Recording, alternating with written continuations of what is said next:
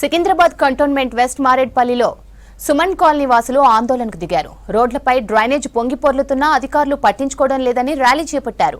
2 ఏళ్లుగా ఇదే పరిస్థితి ఉందంటూ నిరసన వ్యక్తం చేశారు కాలనీ వాసులు. జీహెచ్ఎంసీ అధికారులకు ఎన్నిసార్లు ఫిర్యాదు చేసినా శాశ్వత పరిష్కారం అందించడం లేదన్నారు. ఉన్నతాధికారులు స్పందించి సమస్యను పరిష్కరించాలని కోరారు కాలనీ వాసులు.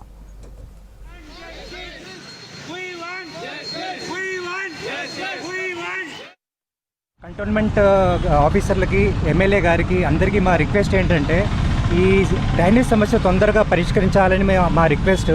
ఎందుకంటే చిన్నపిల్లలు, ఆడవాళ్ళు, పెద్దవాళ్ళు ఈ రోడ్డు మీద నుంచి నడిచేటప్పుడు అది నోట్లోకి, ముక్కులోకి వెళ్ళి చాలా పెద్ద ఆరోగ్య సమస్యలు వస్తున్నాయి. అండ్ ఈ సమస్య 2 సంవత్సరాల నుంచి కంటిన్యూగా ఉంటుంది. దీన్ని పరిష్కరించడానికి ఎవరూ రావట్లేదు. టెంపరీగా చేస్తున్నారు, కానీ పర్మనెంట్ సొల్యూషన్ ఏంటనేది ఎవరు కనుక్కోవట్లేదు. Facing the problem of drainage last 2 years, but government authorities are not taking action. Just they are doing and going, and again leakage is starting every day.